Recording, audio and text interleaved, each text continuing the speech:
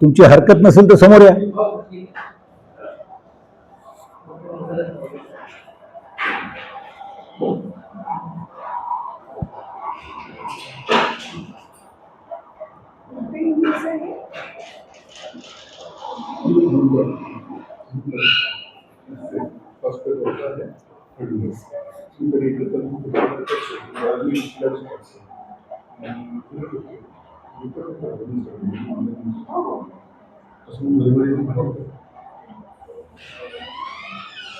आपण कोणची language prefer करणार? मराठी चालेल ना. बर.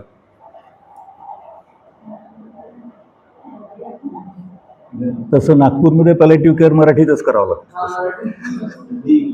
हिंदी आम्हाला माहिती आहे ते. आमचा रोजचाच संबंध त्याच्यामुळे आम्हाला माहिती आहे. सो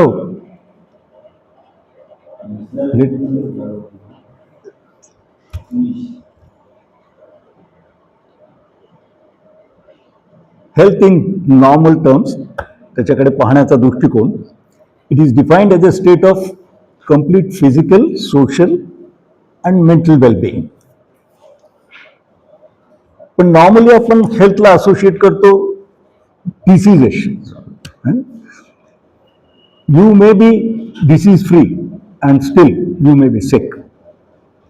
माझ्या पाहण्यात असे लोक जास्ती असतात की ज्यांना डिसीज नाही आहे मेडिकली, पण they are sick. So we are talking about a state of complete physical, social and obviously mental health. The conventional healthcare system normally concentrates on prevention. Disease होऊ नाही. करोनाच्या केसमध्ये आपण मास्क लावणं हे प्रिव्हेंटिव्ह मेजर्समध्ये आहे. ऑब्वियसली डायग्नोसिस काय झालं हे मेडिकल प्रोफेशन करतं आणि then they treat the disease. Unfortunately, this often leaves suffering unattended. Will see in due course, जेव्हा पुढचे क्लासेस होतील, सफरिंग म्हणजे काय. If you have to prevent and treat suffering, the application of palliative care has to happen all through the course of the disease, असं palliative केअरमध्ये म्हणतात. माझ्या हिशोबाने पॅलेटिव्ह केअर आणि आजाराचा तसा काही संबंध नाही आहे. प्रॉबेबली पॅलेटिव्ह केअर हे प्रत्येकालाच गरज असते. ज्याची जाणीव नसणं हा वेगळा आहे. तो हिस्ट्रीचा जर विचार केला की पॅलेटिव्ह केअर केव्हा सुरू झाली, तर palliative care is not really a concept or speciality. Care of the sick has been a constant concern of human society. आपल्याला सगळ्यांना माहिती, माणूस जेव्हापासून इव्हॉल्व्ह झाला असेल तेव्हापासून the concern is there. We have ancient traditions in India for special care attention for those who are very old, ailing. आणि हे आपण तुमच्या जनरेशनला माहीत नाही, पण सुमनजीसारखे किंवा यांच्या जनरेशनला माहिती आहे की घरी जॉईंट फॅमिलीजमध्ये हे सगळं ऑटोमॅटिकली व्हायचं. आता युनिन्युक्लिअर फॅमिलीजमध्ये असं होत नाही. पण त्याच्यापेक्षा महत्त्वाचं, in 18 institutions built in Bharat by king Ashoka. तेव्हा त्यांच्याकडे अशोकाच्या किंगडममध्ये 18 हॉस्पिसेस होते. अनफॉर्च्युनेटली आपल्याला सगळ्यांना काही शिकायचं असलं तर वेस्टर्न वर्ल्डकडे पाहायची सवय झालेली आहे. अमेरिका काय करते, युरोप काय करतं आहे ना, तेच आपल्याला कळतं किंवा आपल्याला शिकून येतं. पण पॅलेटिव्ह केअर ज्याला म्हणतात किंवा हॉस्पिस कन्सेप्ट जो आहे हा भारतामध्ये पहिलेपासून आहे.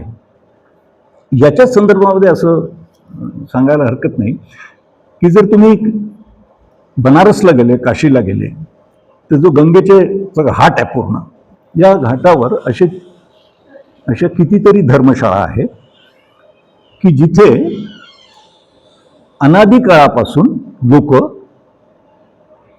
हे शरीर सोडायला म्हणून जायचे. माझी एक पणजी होती, ती वराडातल्या एका खेड्यातनं, त्या काळात जेव्हा हे ट्रान्सपोर्ट काही नव्हतं, बसेस पण नव्हत्या, ट्रेन्स पण नव्हत्या, तर ती मला वाटतं 75-76 वर्षाची असेल तेव्हा तिने घर सोडलं. कशा करता की हा देह काशीत सोडायचा. आणि ती जिथे गेली काशीला, तर मी जे म्हणतोय की त्या ज्या धर्मशाळा होत्या, they were working as a hospice. Recently मला वाटतं 3-1 वर्षापूर्वीची गोष्ट असेल, टाइम्स ऑफ इंडियामध्ये एक आर्टिकल होतं.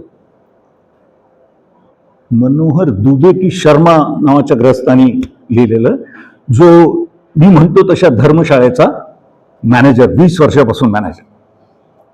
आणि त्यांनी ते आर्टिकल टाइम्समध्ये लिहिलं होतं की मी 20 वर्षापासून इथे लोकांना येताना पाहतो. कशा करता आला असं विचारलं त्याला, तर तो सांगतो मी इथेच देह सोडायकरता म्हणून इथे आलो. काही केसेसमध्ये ते आजारी असतात, काही केसमध्ये ते आजारी नसतात, पण फिट पण असतात. जो खूप आजारी आहे की 2-4 दिवसात मरायला पाहिजे असं वाटतं, ती व्यक्ती 2-2 महिने राहते तिथे. आणि जी व्यक्ती ॲब्सोल्युटली फिट आहे, फक्त वयोमानाप्रमाणे तिला देह सोडायचा विचार आहे, जसे माझ्या पणजीची गोष्ट म्हटलं मी, त्या केसमध्ये ती व्यक्ती 4 दिवसातच जाते.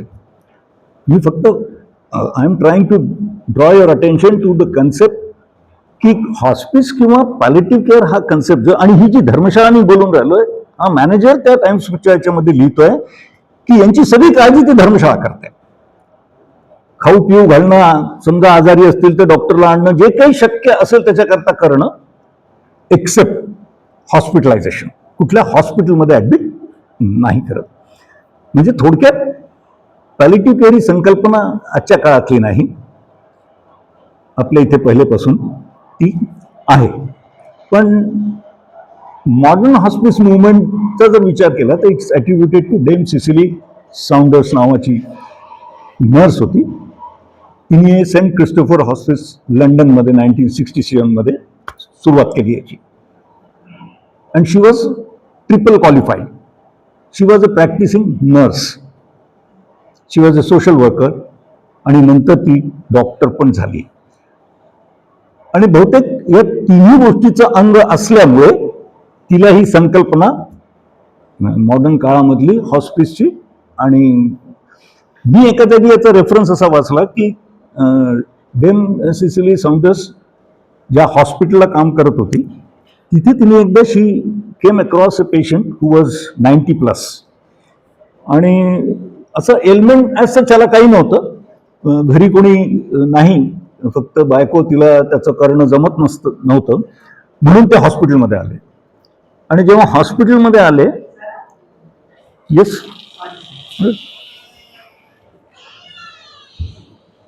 जेव्हा ते ग्रस्त हॉस्पिटलमध्ये आले तर डॉक्टरनी ॲज युजल त्यांना ॲडमिट केलं.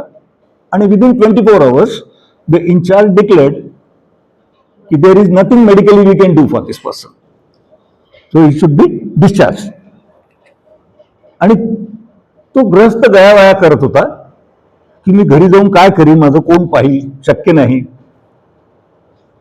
That was the moment it डेम सिसिली सेज की शी फेल्ट की फक्त आजारच असायला पाहिजे का, या माणसाची काळजी घेणं ही जबाबदारी नाही का.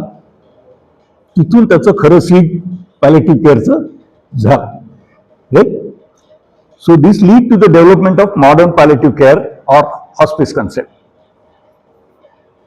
When we talk about meaning, WHO says palliative care is the active total care of patients whose disease is not responsive to curative treatment, control of pain, other discomforting symptoms, and psychosocial and spiritual problems are paramount.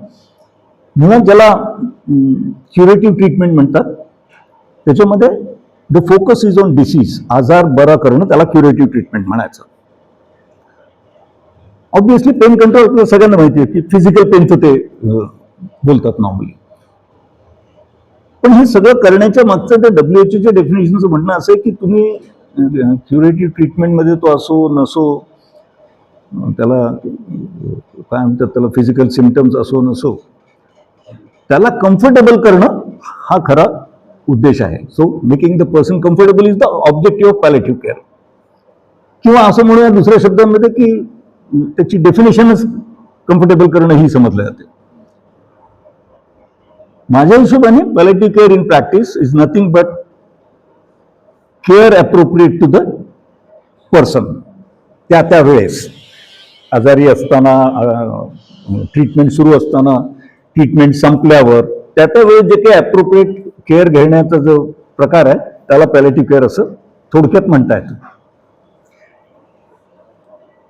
स्कोपचा विचार केला तर मी जसं सुरुवातीला म्हटलं की everyone needs palliative care irrespective of whether he is sick or not.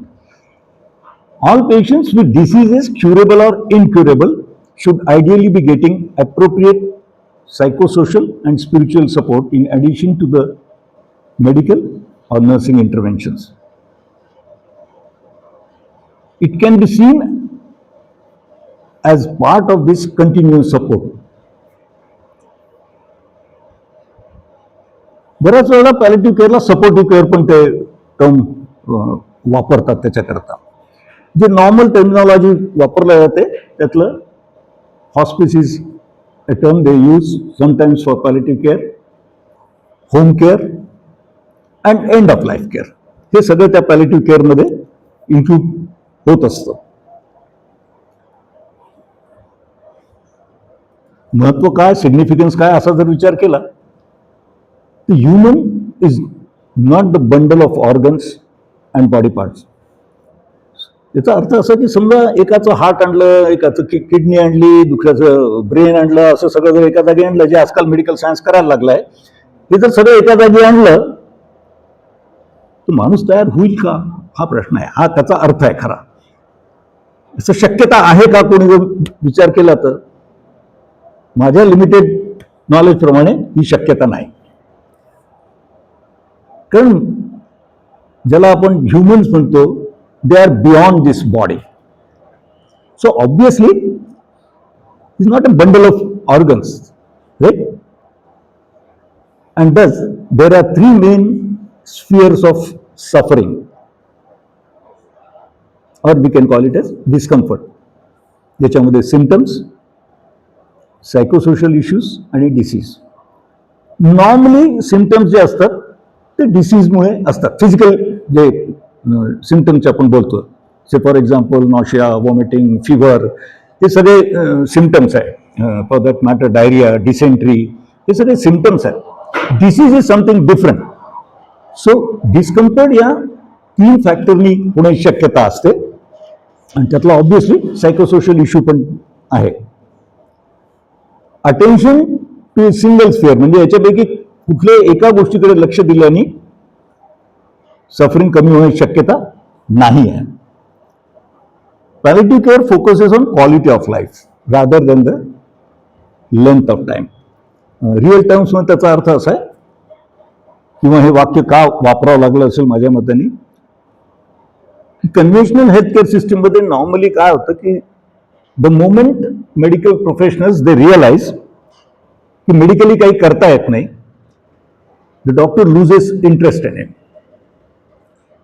हे त्या संदर्भात आहे. तो किती दिवस जगणार आहे याचा काय संबंध आहे, केअर करण्याशी त्याचा काय संबंध असायला पाहिजे, पण नॉर्मली असं पाहायला जाते.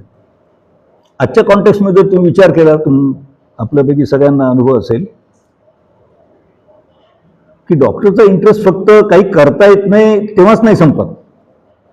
डॉक्टरचा इंटरेस्ट तेव्हा संपतो जेव्हा माझ्या खिशातले पैसे संपतात. The moment you realise this person cannot pay, त्याचा इंटरेस्ट त्यातला संपलेला असतो. मग कारण तो काही सांगतो.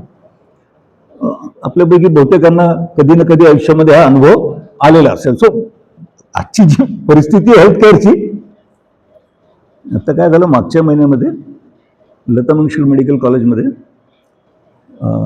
डॉक्टर्स, त्यातल्या सगळे पूर्ण डॉक्टर स्टाफशी बोलायची संयोग आला.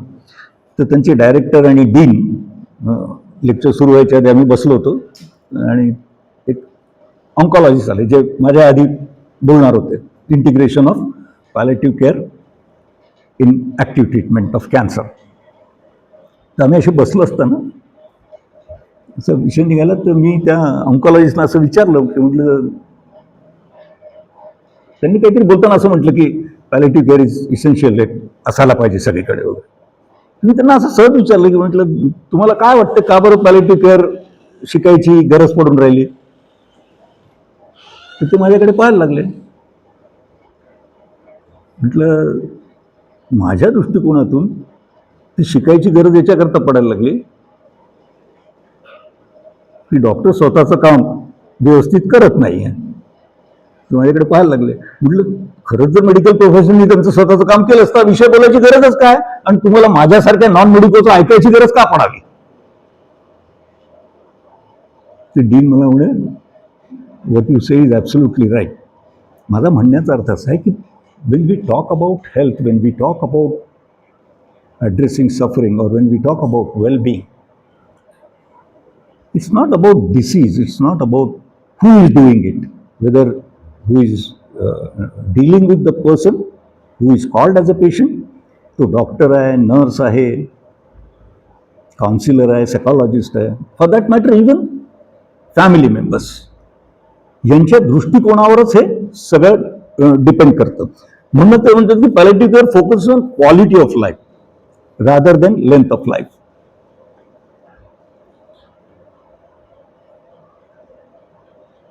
मागच्या वर्षी जानेवारीमध्ये I lost my Elder brother with cancer, ज्यांनी ठरवलं की ट्रीटमेंट नाही घ्यायची, आणि ऑल थ्रू घरी. हे जे आपण बोलून राहिलो ना लेंथ ऑफ टाइम, ते किती दिवस राहणार याचा त्या संबंध नाही आहे. आपण त्याच्या भोवतीचे, म्हणजे या भाऊ घरी असल्यामुळे मेडिकल प्रोफेशनचा काही संबंध नव्हता, आम्हीच घरचेच लोक. तर पॅलिएटिव्ह केअर कोण करत होतं ऍक्च्युली? घरचे लोक करत होते. तर त्यांचा दृष्टिकोन काय आहे की ट्रीटमेंट घेत नाही आहे किंवा घेतात आहे, आपण म्हटलं होतं पण ऐकलं नाही आहे ना, हे सगळे factors they really matter in palliative care.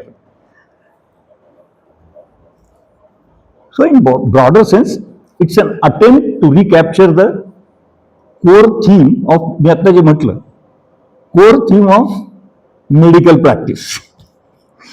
जेव्हा मेडिकल प्रोफेशनने आपली कोर थीम सोडली, ज्याला ते हिपोक्रॅटिक ओथ म्हणतात, आणि तो आता शब्द बदलला हिपोक्रसीमध्ये. कशाची हिपोक्रसी लावली असं आपण वापरायला लागलो. मुळात हिपोक्रॅटिक ओथ होती कशा करता? तो हिपोक्रेट नावाचा जो फर्स्ट फिजिशियन आपल्या इथे जसं सुश्रुत आहे ना, तसं मॉडर्न मेडिकल सायन्स मधला तो हिपोक्रेट नावाचा होता. तर त्यांनी जेव्हा ही मॉडर्न सिस्टीम केली, तेव्हा त्यांनी ती जी काही स्वतः प्रतिज्ञा घेतली, त्याला हिपोक्रेटिक ओथ म्हणतात. आणि त्याच्यामध्ये आपण जे पॅलिएटिव्ह केअरमध्ये याच्यानंतर बोलणार आहे किंवा आतापर्यंत झालेलं तुम्ही ऐकलं असेल, ती थोड्या काय most of it was covered in that oath it self. Unfortunately medical profession आता ती ओथ पण घेत नाही. मागच्या 50-60 वर्षात तर ती मेडिकल कॉलेजमध्ये ती ओथ काही घेत नाही. कुठे लागलेली मी पाहिली नाही. जीएमसी मध्ये नाही पाहिली, लता मंगेशकर मेडिकलमध्ये नाही पाहिली, मला काही पाहायला मिळाले नाही. पण that's what it means in broader sense. It's an attempt to recapture the core theme of medical practice, like the importance of value of basic therapeutic relationship between patient and health worker.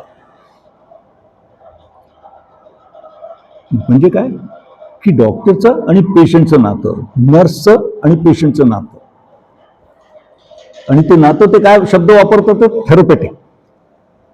थेरपेटिक शब्द हा medical सायन्समध्ये याच्याकरता वापरला जातो की जो appropriate आहे, जेवढं लागू पडतं तेवढं, that's therapeutic, not less not more, that basically therapeutic. मग रिलेशनशिपमध्ये तसं असणं डॉक्टरच्या आणि पेशंटच्या हे अपेक्षित होतं. दुसरं, the principle of dealing with the patient and support network together. म्हणजे काय की जेवढे स्टेक होल्डर्स आहेत सगळ्यांना त्या लूपमध्ये घ्यायला पाहिजे, हा दुसरा अर्थ. आजच्या जर कॉर्पोरेट हॉस्पिटलच्या जगामध्ये जर पाहिलं तर असं होत नाही. पेशंट आणि त्याच्याबरोबर त्याचा एक केअर गिव्हर, हे दोन फक्त. समजा तिसरा व्यक्ती आला, समजा पेशंटला 2 भाऊ आहेत आणि एक बहीण पण आहे, वडील पण आहेत, तर यांच्यापैकी एकच तो पेशंट डॉक्टर त्याच्याबरोबर डील करतोय नातेवाईकाबरोबर, आणि उरलेल्याने विचारलं तर त्याला वेळ नाही आहे सांगायला, तो ते सांगतही नाही, शेअर पण करत नाही. राईट.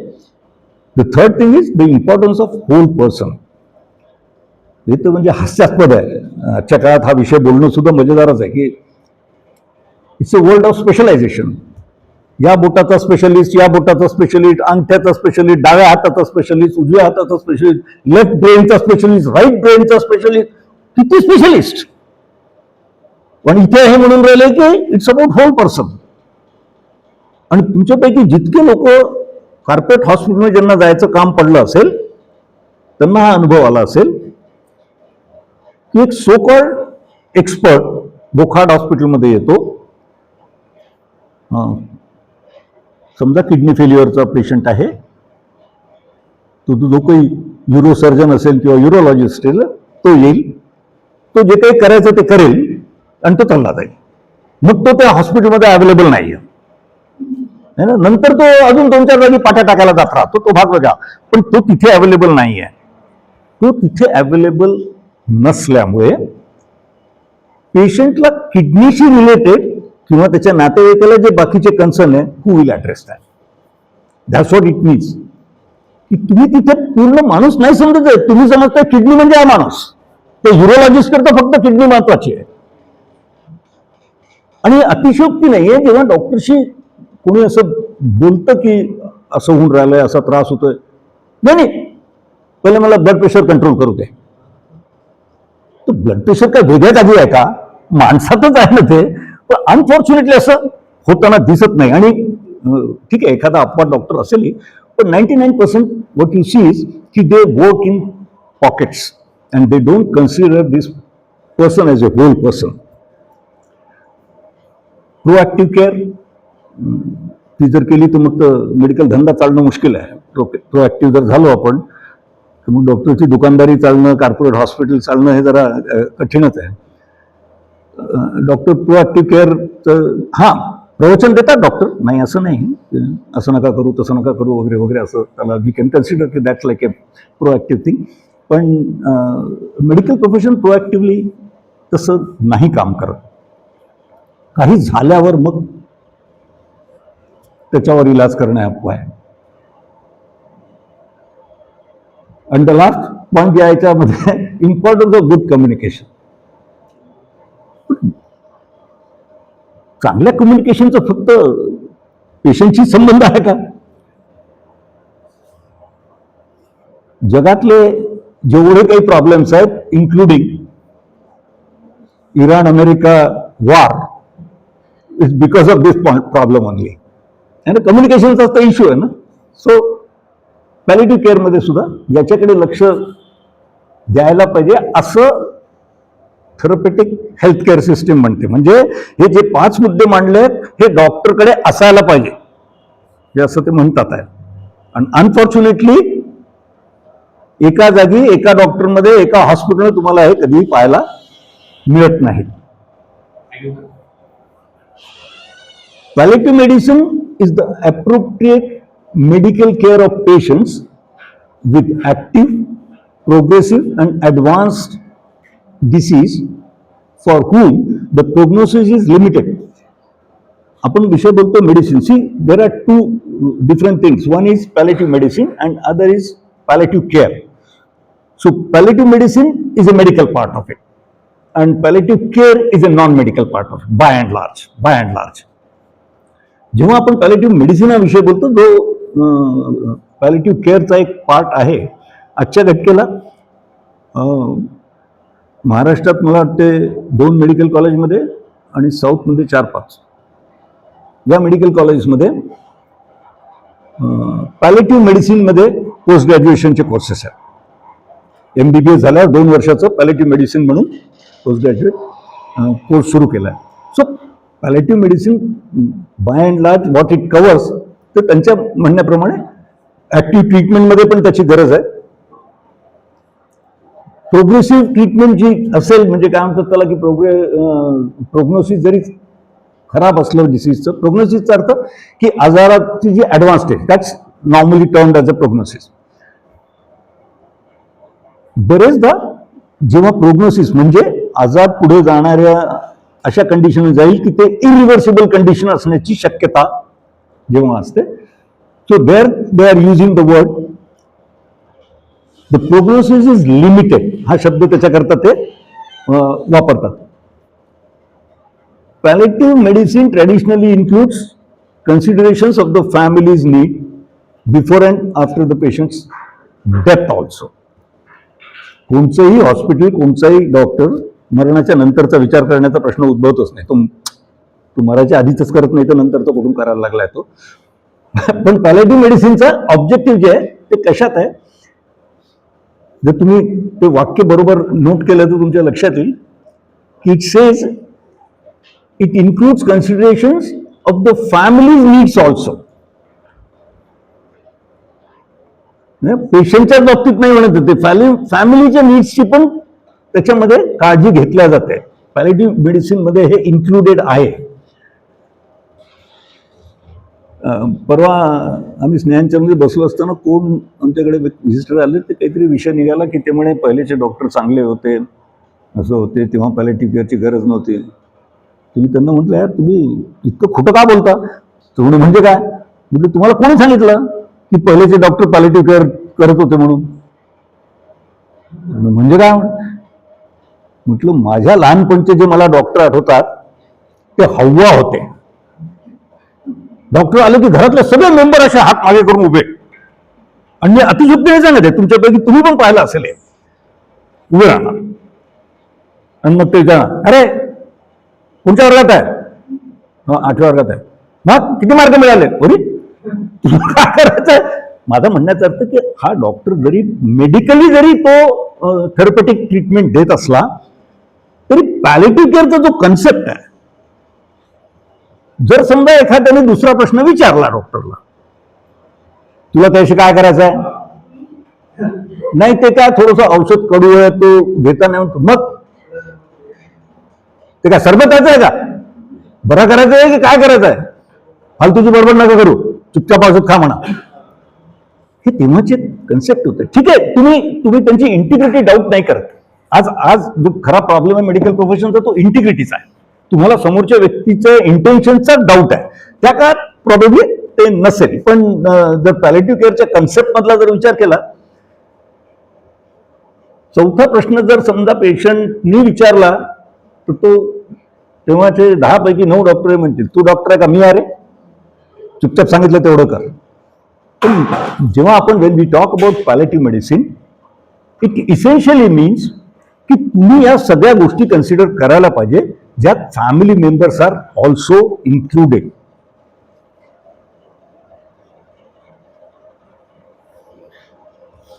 लेट अस मूव्ह की जेव्हा आपण सिग्निफिकन्स बोलतो की याची गरज काय, तर अनलेस वी अंडरस्टँड की हॉस्पिस और हॉस्पिस केअर, हॉस्पिस और hospice care, the dictionary meaning of hospice is home like, घरच्यासारखं. हॉस्पिसचा डिक्शनरी मिनिंग आहे हा.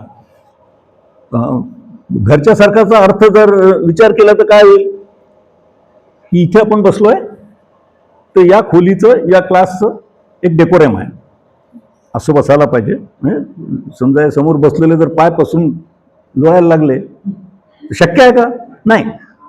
पण दिवसभर काम केल्यावर घरी गेलो आपण, एक जोडा इकडे फेकला, दुसरा जोडा तिकडे, बायको बोंबलूनच राहिली आहे, आपण कोचवर आडवे झालो, दॅट्स कॉल्ड ॲज होम, घर है ना. होम लाईकचा अर्थ या कॉन्टेक्स्टमध्ये where you feel relaxed, you are not under stress, that's what hospice dictionary meaning is. These are the terms sometimes used to describe inpatient, admit झालेल्या पेशंटच्या बाबतीमध्ये रेफर केलं जातं, but it actually refers to a philosophy of care. लक्षात ठेवा, hospice or for that matter even palliative care is a philosophy of care. म्हणजे ही संकल्पना आहे. हे मेडिकल सायन्स सारखं नाही आहे की इकोला इन्फेक्शन असेल तर फलाना अँटीबायोटिक काम करेल, हे असं नाही आहे. It's a concept, sankalpana, and that's why to understand the concept of hospice or palliative care is very difficult. Many times you see a person working in palliative care for 5 years, 10 years, and sometimes he doesn't understand the fundamentals of palliative care. Correct? जे शब्द वापरला philosophy of care, तर ती define करणं कठीण असते. ती it's always dynamic. त्या when you talk about philosophy of care, it's a individualise thing. एका व्यक्तीला जे आपल्याला कम्फर्टेबल करायला जे काही लागतं ते दुसऱ्याकरता ऍप्लिकेबल आहे असं नाही होऊ शकत. म्हणजे त्याला तुम्ही प्रोटोकॉल्स मध्ये नाही बसवू शकत. And that's why they say it's a philosophy of care rather than a specific building. Hospice नावाची बिल्डिंग नाही or service and may encompass a programme of care. मी जे आता म्हटलं की प्रोग्राम ऑफ केअर म्हणजे त्याच्यामध्ये असंख्य गोष्टी असू शकतील की या तुम्ही लिस्ट नाही करू शकणार त्याच्यामध्ये. And skills useful in a wide range of settings. मी जसं आता म्हटलं की एका पेशंट करता एक गोष्ट ऍप्लिकेबल आहे केअरच्या हिशोबाने, ती दुसऱ्या व्यक्तीकरता दुसरी असू शकेल. उदाहरणार्थ स्नेहांचलच्या होम केअरची टीम जेव्हा होम केअरला जातं तर एखाद्या पेशंटकडे भात शिजवून त्याला खाऊ घालण्यापर्यंत करावं लागतं. सो पण दुसऱ्याकडे त्याची गरज नाही पडू शकत आहे की एखाद्या पेशंटच्या घरी जातात तर त्याची बेडची चादर बदलणं किंवा खोलीमध्ये जाळे लागले तर जाळे काढून देणं, that includes care. That's what I am saying की आणि ही जी डेफिनेशन आहे इतकी कॉम्प्रिहेन्सिव्ह म्हणून म्हटलं की समजायला कठीण आहे. जर समजा आमच्या हेल्थ केअरची आपलं होम केअरची टीम गेली आणि तेवढंच जर करून येत असेल, तू कसा आहेस कसा नाही हे विचारलं, औषध लागलं तर औषध दिलं, सो कॉल्ड काउन्सिलिंग. माझ्या मताने काउन्सिलिंग नावाची गोष्ट काही नाही आहे. माहित नाही कोणी हा शब्द आणलाय, त्याचा आपण मिसयूज करत राहतो. पण जर एवढंच करत असेल आमची टीम तर मग त्या लोकांना पॅलेटिव्ह केअर किंवा हॉस्पिस केअरचा फिलॉसॉफी ऑफ केअर ही नाही कळली असं होतं. दुसरा एक जो शब्द पॅलेटिव्ह केअरमध्ये आणि हॉस्पिस केअरमध्ये वापरला जातो that's terminal care. Terminal care म्हणजे जिथून हा पेशंट नॉर्मल नाही होणार आहे, किंवा असं म्हणूया टर्मिनल केअर म्हणजे तिथून जाणारच अशी अवस्था जी असेल that's a terminal care. It's an important part of palliative care and usually refers to management of patients during their last few days or weeks or months from a point at which it becomes clear that the patient is in progressive state of decline. मी जसं म्हटलं आता आमच्या भावाच्या केसमध्ये की diagnosis झाल्यापासून रोज ती परिस्थिती पुढे पुढे सरकणार, त्याचे एक एक पॅरामीटर जाणार, एक एक गोष्ट जाणार.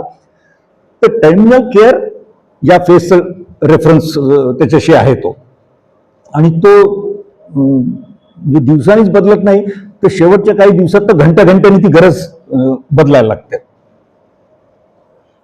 Palliative care has grown in to the extent in Kerala because of acceptance of the people that they have responsibility and a role to play in extending succor to these terminally ill patients. This is also alternative healthcare venture with people's parts. हे जे केरलाचं जे बोलून राहिलेत, Kerala is the only state in India की जिथे palliative care, hospice care और terminal care याच्यामध्ये community involved आहे. आणि कम्युनिटी म्हणजे ऍक्च्युअल कम्युनिटी. मी स्वतः तिथे 8 दिवस राहून हे सगळं पाहिलेलं आहे.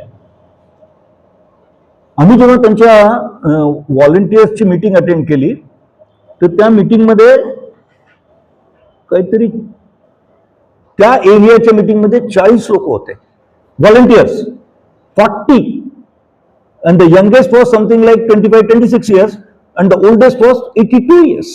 Who was a retired brigadier. ते व्हॉलंटिअरिंग करत होते. जेव्हा आम्ही त्यांच्याबरोबर होम केअरकडचे व्हिजिट करायला गेलो, मी आणि जे सपना तुमच्याशी बोलली असेल ते, तर आम्ही दोघं होतो तिथे. जेव्हा होम केअरला गेलो तर ते मॉडेल असं आहे की खरं जर ते सगळ्या पूर्ण देशामध्ये केलं तर हेल्थकेअर सिस्टीम पूर्ण बदलून जाईल पूर्ण. एका पेशंटच्या एका लोकॅलिटीमध्ये जर गेलो जिथे, तर ज्या गाडीत गेलो आम्ही पॅलियम इंडियाच्या, त्या गाडीतनं आम्ही तिथे उतरलो, आम्हाला त्या गाडीने तिथे सोडलं आणि एक असं टिनाचं शेड केलेली एक मारुती व्हॅन त्यात उभी होती. आम्ही जेव्हा उतरलो नाही तर 2 मिनिटात एक माणूस आला. त्यांनी त्या मारुती व्हॅन ज्यात उभी होती त्याच्या मागे एक खोली होती ती उघडली, आम्हाला तिथे बसवलं आणि त्यांनी सांगितलं की मी या एरियाचा व्हॉलंटियर इन्चार्ज आहे. आणि मग तिथून त्या गाडीमध्ये ती जी मारुती व्हॅन उभी होती त्याच्यामध्ये आम्हाला घेऊन तो निघाला आणि मुश्किलचे 100-200 मीटरवर एक नर्स त्यांनी घेतली आणि आम्ही त्या पेशंटच्या घरी गेलो. नंतर जेव्हा तो डिस्क्राईब करत होता तेव्हा तो सांगत होता की ही जी मारुती व्हॅन उभी आहे याला लागणारा पेट्रोल खर्च हे सगळं तिथले व्हॉलंटियर्स कॉन्ट्रीब्यूट करतात, तालीम इंडियाने. तुम्ही विचार करा की इथे नागपूरमध्ये तर कल्पना पण नाही करू शकणार आपण याची. आणि ते एक दिवस नाही, वर्षानुवर्ष सिस्टीम चालू आहे. आणि असं आम्ही जितक्यांदा गेलो, आम्ही कमीत कमी 5 लोकॅलिटीजमध्ये वेगवेगळ्या वेळेला गेलो आणि असे 5 वेगळे युनिट्स होते जिथे व्हॉलंटियर्स मॅनेज करत होते. त्या नर्सचा पगार ते व्हॉलंटियर जमा करायचे डोनेशन मधून, त्या नर्सचा पगार ते द्यायचे. ही ती कम्युनिटी बेस्ड सिस्टीम आहे. हे जिथे म्हणून राहिले की लोक ती जबाबदारी समजतात की कोणी जर आजारी असेल तर त्याला मदत करण्याची जबाबदारी ही फक्त डॉक्टरची किंवा हॉस्पिटलची नाही तर आपली आहे. आपण समाजाचे, तुम्ही काय मी काय, आपण एका समाज नावाची गोष्ट वेगळी थोडी आहे ना. सो ते त्यांच्याकडे ते रिअलायझेशन आहे केरळमध्ये. And another reason why that's, आणि ते मॉडेल इंडियामध्ये रेप्लिकेट नाही होऊ शकत. That also is true. One of the reasons is की केरळमधलं हे जे मॉडेल बोलून राहिलेत हे स्टेट गव्हर्नमेंटची हेल्थ सिस्टीम आणि palliative care they are integrated. तुम्ही इमॅजिन करा की त्रिवेंद्रमच्या मेडिकल कॉलेजमध्ये आम्ही गेलो तर त्या पॅलियम इंडियाच्या आतमध्ये, त्या मेडिकल कॉलेजच्या आतमध्ये त्यांचे काउन्सिलिंगचे वेगळे आहे आणि हे जे पॅलेटिव्ह मेडिसिन म्हटलं ना तर पॅलेटिव्ह मेडिसिनचे चेंबर्स ते कोणाचे, ते पॅलियम इंडियाचे एनजीओचे. त्यांचं पूर्ण मेडिकल स्टोअर आतमध्ये पॅलियम इंडियाचं. मी जेव्हा त्यांना विचारलं की अरे आमच्या इथे तर जीएमसी मध्ये आम्हाला बसायला तर तिथे जागा द्यायला तयार नव्हते, तुमच्या इथे सगळं कसं शक्य आहे बरं. आणि पेशंट पण मेडिकल कॉलेजचे डॉक्टर्स तिथे रेफर करून राहिले. मी जेव्हा त्यांना विचारलं तुम्हाला तोंडाकडे पाहायला लागलं, कारण त्याला अशी कल्पना नाही की आपण जसं करतो तसं, त्यांनी तेच पाहिलेलं आहे फक्त. तुम्हाला व्हॉट इज सो सरप्राइजिंग. जर पेशंट पॉलिटी करता असेल तर त्यांच्याकडे पाठवतात त्याला. आमच्या इथलं डॉक्टर म्हटलं तर त्याला भीती वाटते आपलं पेशंट पळवतं का, है ना. हे जे केरला मॉडेल म्हणतात it's a very ideal model. आणि खऱ्या अर्थाने पॅलेटिव्ह केअर काय जर विचार केला, आम्ही एक 80 वर्षाच्या म्हातारीकडे गेलो. घर म्हणजे काय, झोपडीत, ऍक्च्युअल झोपडी, ते नारळाचे याचे हे टाकलेले असं, आणि 10 बाय 10ची एक खोली असेल आणि एक छोटंसं किचनेट सारखं जागा असेल. ती म्हातारी एकटी घरात. ही जेव्हा टीम तिथे पोहोचली आमच्या सगळं, जेव्हा आम्ही पोहोचेपर्यंत ऑलरेडी आजूबाजूचे 5-6 लोक तिथे होते आणि ते या डॉक्टरशी आणि नर्सशी इंटरॅक्ट करत होते त्या पेशंटच्या बाबतीमध्ये. हे जे म्हणून राहिलं ना की कम्युनिटी जबाबदारी समजते आपली, त्या अँगलनी आहे. काय म्हणतात ते महाराष्ट्राकरता तर इट्स लाईक अ ड्रीम, स्वप्नासारखं आहे ते, होण्याची शक्यता आज तरी दिसत नाही. पण that's what palliative care the model is. कम्युनिटीचं participation is the big role. ते आपल्या इथे होऊ शकतं. आपल्या इथे सोशल वर्कचे कॉलेज आहेत पण ते सोशल वर्क नाही करत. मला माहित नाही काय शिकवतात सोशल वर्कच्या कॉलेजेसमध्ये, पण I have not seen people doing real social work. They get job, that's true, नोकऱ्या मिळतात सगळ्यांना, पण ऍक्च्युअल सोशल वर्क होताना ऍक्च्युअली दिसत नाही. I have not seen people working in community. काही अपवादात इकडे तिकडे असतील तर. जेव्हा एखादा आजार क्युरेबल नाही आहे तेव्हा तो व्यक्ती कुठल्या प्रकारचे प्रॉब्लेम्स फेस करत असेल तर थोडक्यात बोलायचं झालं त्याला फिजिकल पेन असण्याची शक्यता असेल, अल्सर्स होऊ शकतील. अल्सर्स फक्त काय म्हणतात त्याला, इंटेस्टाईनमध्येच नसतात किंवा कोलोनमध्येच नसतात. अल्सर्स बाहेर पण होतात, तोंडामध्ये पण अल्सर होऊ शकतात.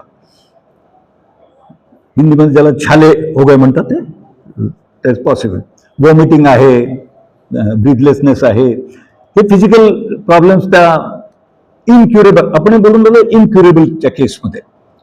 म्हणजे latest take example of cancer patient, त्याच्या केसमधलं समजा होईल. याच्यापेक्षा जे जास्ती दुसरा जो इश्यू आहे तो फायनान्शियल प्रॉब्लेम. तो ऑब्व्हियसली काय म्हणतात त्याला, it's a relative term, financial problem. एखाद्याजवळ 5-10 हजाराची सोय असेल तर एखाद्याजवळ एखाद्या लाखाची असेल. Social problems, loss of job.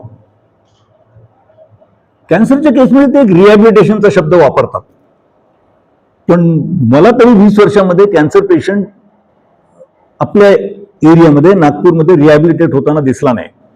The moment cancer detect झाला, कन्फर्म झालं आणि एम्प्लॉयरला कळलं याला कॅन्सर आहे, की त्याचा जॉब गेला.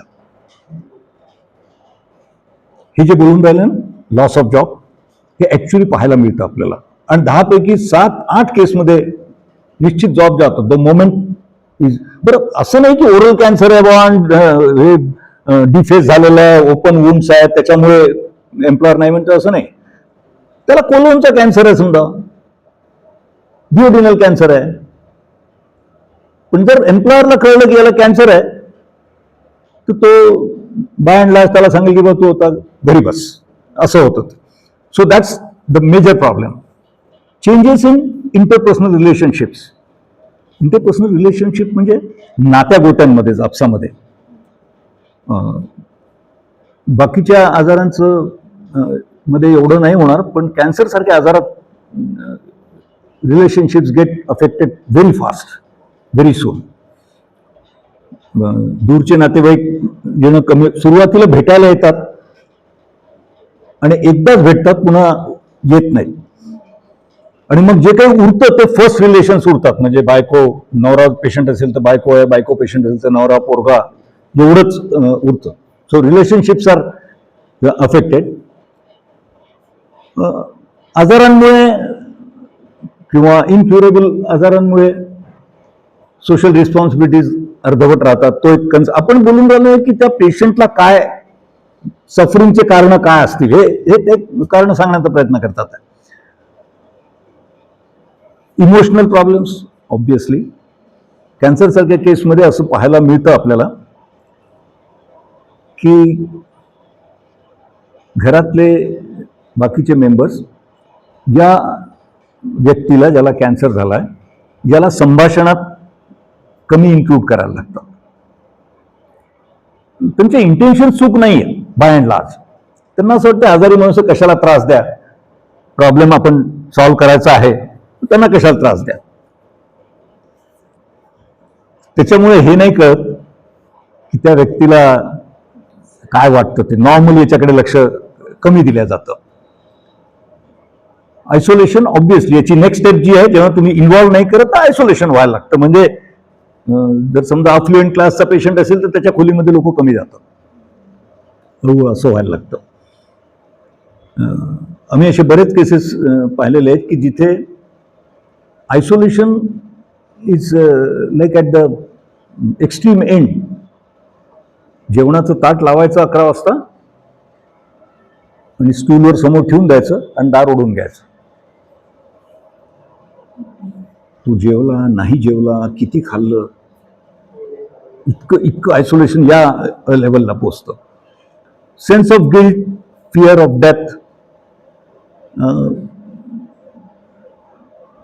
कॅन्सर करताच नाही, बाकी सगळ्या आजारांमध्ये पण जो सेन्स ऑफ गिल्ट आहे, ज्याला अपराधिक भावना म्हणतात ना, ती बाकीच्या आजारांमध्ये पाहायला मिळतं. आणि one of the reasons is की हा जो अपराधिक भाव आहे मनातला, तो त्याच्या लाईफस्टाईलशी रिलेटेड आहे. उदाहरणार्थ, अस्थमाचा पेशंट आहे, दम्याचा पेशंट आहे समजा,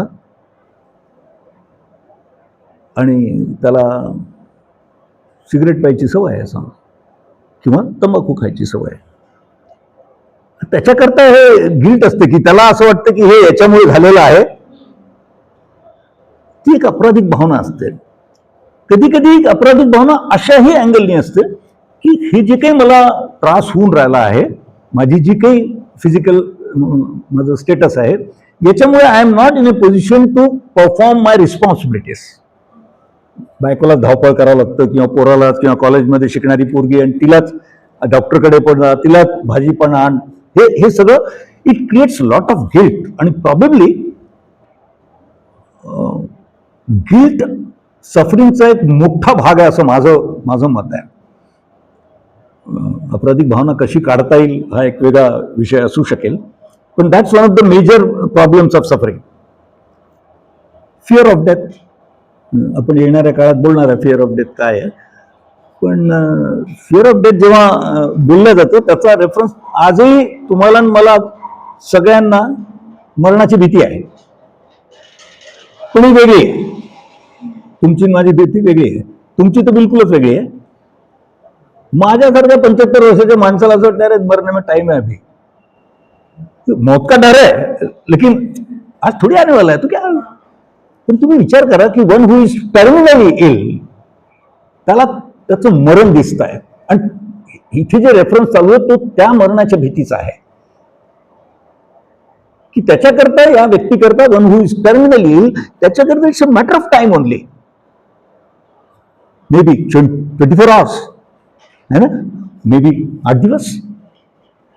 पण आपल्या केसमध्ये जर आपण मरणाच्या भीतीचा विचार केला तर आपण असा नाही विचार करत. बोलताना आपण बोलतो असं की काय भरोसा आहे खोलीच्या बाहेर जाईन की नाही, पण हे सगळं बोलायची भाषा आहे, म्हणजे टाइमपासची भाषा म्हणायला पाहिजे. Spiritual crisis. If the individual problems are identified and suitable medical action taken, the remaining life of the patient can be meaningful and brighter. हे स्पिरिच्युअल क्रायसिस म्हणतात, पण डिफाईन करणं कठीण आहे. What spiritual crisis? मुळातच अध्यात्म सगळ्यांना नाहीच कळत. अध्यात्म समजणारे फार कमी लोक आहेत. अध्यात्मावर माझ्यासारखे प्रवचन करणारे भरपूर आहे, पण अध्यात्म काही it's not a subject of preaching, it's a way of life basically. काही लोकांना आध्यात्मिक क्रायसिस असते, त्याला नाही कळत की मला कॅन्सर नाही समजत पण मला कॅन्सर होतो आणि त्याच्यापासून होणार त्रास आहे. तसं spiritual crisis is referred in that term की त्याला अध्यात्म जरी समजत नसलं तरी त्याला आध्यात्मिक वेदना असण्याची खूप शक्यता असते. आणि being human there is no exception की आध्यात्मिक वेदना नसेल, क्रायसिस नसेल, असे अपवाद पण नाही असू शकत याच्याकरता. प्रश्न हा आहे की त्याला ते समजलं तर तो कुठेतरी बोलेल, डिस्कस करेल, शेअर करेल. पण त्याला नाही कळलं तर त्याच्या अवतीभोवतीच्या लोकांना जर आयडेंटिफाय करता आलं तर ती शक्यता आहे कळण्याची. तर अशी सिच्युएशन येण्याकरता जी काही माहोल असतो त्या पेशंटच्या अवतीभोवतीचा, तो जोपर्यंत कंड्युसिव्ह नसेल, सुटेबल नसेल, फेवरेबल नसेल, तोपर्यंत स्पिरिच्युअल क्रायसिस ऍड्रेस करणं मुश्किल आहे. हे सगळे ते इंडिव्हिज्युअल माणसाचे प्रॉब्लेम्स आयडेंटिफाय नॉर्मली नाही केले जात. याचा हा जो इथे शेवटचा मुद्दा त्यांनी मांडलाय की if the individual problems are identified, if म्हटलंय, असं होत नाही. आपण नेहमी कंपॅरिझन करतो, तुलना होते. हा आजारी आहे, मग माझे वडील आजारी असताना त्यांनी काय केलं, किंवा माझा भाऊ आजारी आहे त्याचं काय झालं, शेजाऱ्याकडे काय झालं. नॉर्मली ते इंडिव्हिज्युअलाइज यांनी नाही पाहिलं, आपण जनरलाइज करायचा प्रयत्न करतो. In my view, palliative care and hospice care is not only the philosophy and concept, but for the palliative care practicing person, it has to be the way of life. हे कुठल्या पुस्तकातलं वाक्य नाही आहे, हे माझ्या डोक्यातलं आहे. पण मला हे जाणवते असं याच्याकरता की पॅलिएटिव्ह केअर जर करायची असेल तर सोंग नाही आणताय. याचा बिलकुल सोप्या मराठी भाषेत पॅलिएटिव्ह केअरचं सोंग नाही आणताय. मी जर समजा पॅलिएटिव्ह केअर करत असेल, may be as a doctor, may be as a nurse, may be as a counsellor, may be as a काय म्हणतात व्हॉलंटियर, कोणत्याही रोलमध्ये असू द्या, मला जे जाणून राहिलं मागच्या 20 वर्षापासून मी या क्षेत्रात आहे मला जे जाणवते ते की पॅलेटिव्ह केअर ओढून ताणून नाही आणतायत तुम्हाला. म्हणजे दुसऱ्या शब्दामध्ये असं म्हणता येईल की इथे तुमच्याबरोबर बसून पॅलेटिव्ह केअरवर लेक्चर द्यायचं आणि घरी जाऊन बायकोशी, that's not palliative care possible. म्हणून मी म्हटलं की it's a way of life. As it is आपण सगळे सोंगच करतो. नवरा असणं हे सोंग आहे की नाही? तुमच्यापैकी जे जे असतील त्यांना माहीत असेल. हे रोल्स आहे. सोंग म्हणजे रोल आहे. All of us we live in a role. I may be a good husband and still I am not a good human. I may be a good father and still I am not a good human. I may be a good doctor and still I am not a good human. That's what it means, way of life means. आणि आपल्या सगळ्यांना माहिती आहे, मी बोलतोय की it's not out of this world. दिल्लीमध्ये bomb blast झालेत, करणारी व्यक्ती कोण होती? डॉक्टर होती. How do you call a profession noble then? है ना? डॉक्टरने केलं ते. म्हणून मी जे म्हणतोय की I may be a good husband, I may be a good father, but still I am not a good human. But vice versa, if I am a good human, I am automatically a good doctor. Needless to say, I am a good father also. And I need not perform anything special to become a good husband also. So, मला जे जाणवतं ते हे की जर खऱ्या अर्थाने palliative केअरची माणूस प्रॅक्टिस करायला लागला तर त्याचं पर्सनल लाईफ बदलायलाच पाहिजे. मी हे म्हणून राहिलो. आपण जन्म झाल्याबरोबर जेव्हा माणसाचा जन्म होतो तो कोणाचा कोणी नसतो. आई ही पण संकल्पना लक्षात ठेवा. ते मोगली नावाचं सिरियल होतं, ते जंगल बुक, त्याला आई समजत होती का? नाही, कारण जंगलात होता, है ना? So it's a concept. आणि पहा, ती डेव्हलप केलेला आहे. आई सांगते, आई म्हण, मम्मा म्हण. You are inducing that concept. आणि जगाच्या पाठीवर माणूस सोडला तर कोणता प्राणी आई कन्सेप्ट मानतो? कोणी नाही मानत. असंच आहे की नाही? तर हे जेव्हा आपण म्हणतो, when we talk about way of life, मी जर माझ्या म्हणजे माझे संस्कारात माझे सगळा प्रॉब्लेम आहे लहानपणापासून. पॅलेटिव्ह केअरमध्ये तेच आडवे येतात, हे लक्षात ठेवा तुम्ही. जर खऱ्या अर्थाने तुमच्यापैकी कोणाला पॅलेटिव्ह केअर करायची गरज वाटली तर सगळ्यात मोठी अडचण काय असेल पॅलेटिव्ह केअरमध्ये, तर माझे संस्कार आहेत. आणि ते संस्काराचा अर्थ फक्त घरी केलेली पूजा अर्चेला संस्कार समजतात लोक. ते फक्त संस्कार नाही आहेत, ते छोटासा पार्ट आहे. संस्कारामध्ये it includes your formal education as well. As long as a doctor is performing as a doctor in palliative care, he cannot do palliative care. नवीन देशपांडे जर असा विचार करायला लागले की 20 वर्षाचा अनुभव मला समजते पॅलेटिव्ह केअर, तर माझ्या इतकं मूर्ख मीच. कारण पॅलेटिव्ह केअर अशी गोष्टच नाही आहे की जे एक्सपर्ट झालंय, असं नाही होऊ शकत. असं नाही होऊ शकत. कारण माझ्या स्वभावामध्ये, माझ्या वागण्यामध्ये, माझ्या बोलण्यामध्ये एका रात्रीत फरक नाहीच पडू शकणार. वे ऑफ लाईफ म्हणताना bit by bit I will change. But yes, I can surely change जर मी खऱ्या अर्थाने पॅलेटिव्ह केअर करायला लागलो. एक गोष्ट ही होऊ शकते की मी 100% माणूस आहे, ही शक्यता कमी असते, म्हणजे नाहीच्या बरोबरच. बरोबर नाही तर मग दुसरं असं की पॅलेटिव्ह केअर करता करता माणूस होणे. आमच्याकडे आमचे जे सध्याचे मेडिकल हेड आहेत, 5 वर्षापूर्वी ते लागले, ते माझ्या वयाच्या 40 वर्ष सर्जरी प्रॅक्टिस केलेले आहे. ते जेव्हा पहिल्यांदा स्नेहांचलमध्ये लागले, इन्सिडेंटली ते माझे जुने मित्र पण आहेत, त्या दिवशी ते लागले. आल्यावर सकाळी 10 वाजता आल्यावर ते समोर बसले आणि त्यांनी मला असा एक प्रश्न विचारला, अरे यार मला हे जमेल का? म्हटलं काय? तू म्हणे पॅलेटिव्ह केअर मला जमेल का?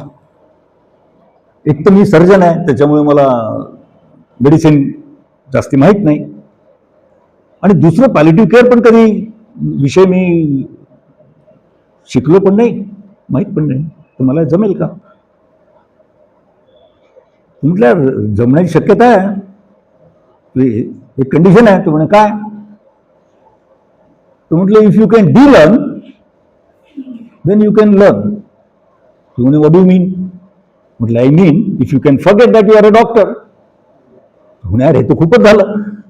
आणि तुम्ही विश्वास ठेवा, मी अतिशोक्ती नाही बोलत आहे, ही वस्तुस्थिती सांगतो मी तुम्हाला. तर तुम्हाला एका दिवशी आमच्या डॉक्टरांची भेट झाली तर he will endorse what I am saying.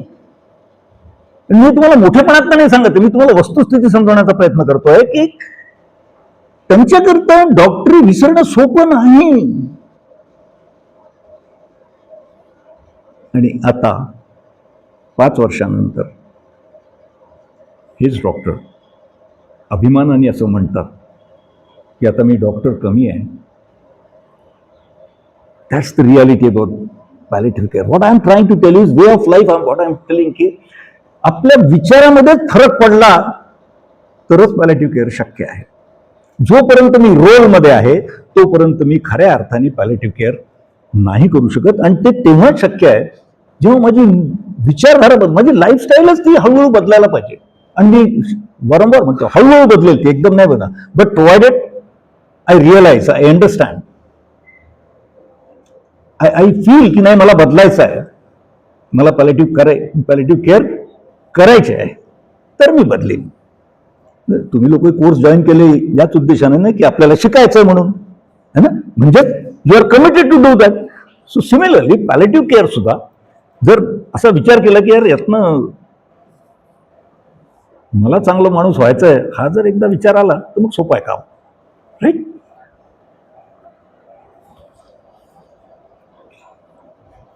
It's not about treating but about healing.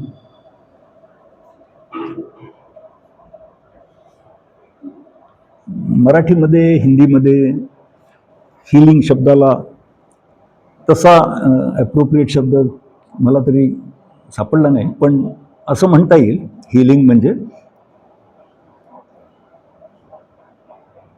चांगलं वाटणं. चांगलं वाटणं. समजा मला स्नेहांचलमध्ये एखादी व्यक्ती आली, भेटली मला, आणि ती व्यक्ती भेटून गेली, अँड देन आय कमेंट खूपच छान माणूस होता. तर छान होता म्हणजे काय? Can you define? No. It is something which is beyond words. ते फिलिंग. तुम्ही समजा एखाद्या साईट सीइंगला गेले, से फॉर एक्झाम्पल तुम्ही हिमालयामध्ये गेले ट्रेकिंगला, आणि एखाद्या जागी बसले आणि ज्याला म्हणतात ना मंत्रमुग्ध झालं, पाहून राहिले. आता तुम्हाला जर कोणी विचारलं की काय फील होतंय, यू कॅन नॉट डिस्क्राईब. ते जे आतमध्ये होत असतं, that's about healing. That's about healing. चांगलं वाटणं किंवा इव्हन वाईट वाटणं हे सुद्धा काय म्हणतात त्याला, इट्स ऑल सब्जेक्टिव्ह. हे शब्दांमध्ये नाही मांडतायत. मला हा माणूस नाही आवडला, पण एक्झॅक्टली काय आवडलं नाही सांगता नाही येत मला. काही तो काही बोलला का तुझ्याशी? नाही, काही बोलला नाही, काही इंटरॅक्शन नाही झाली, तरी मला हा माणूस नाही आवडला. हे जे काही आहे हे ते हिलिंगशी संबंधित आहे. पण जर पॅलिएटिव्ह केअरमध्ये हिलिंगचा संदर्भ जर विचार केला तर याला ट्रीट करणं आणि हील करणं यातला फरक जर करायचा झाला तर treating is an external action. बाहेरून काहीतरी केल्या जाईल, like it can be medicine, surgery, है ना. By and large managing symptoms, जे काही लक्षणं फिजिकल डिस्कम्फर्टचे लक्षण आहेत ते मॅनेज करणं is called as treating. While healing is an internal holistic process of becoming whole. often involving physical, emotional and spiritual recovery. That's हिलिंगची डेफिनेशन जर करतो म्हटलं तरी अशी, पण ही सुद्धा माझ्या मताने कम्प्लीट डेफिनेशन असण्याची शक्यता नाही आहे.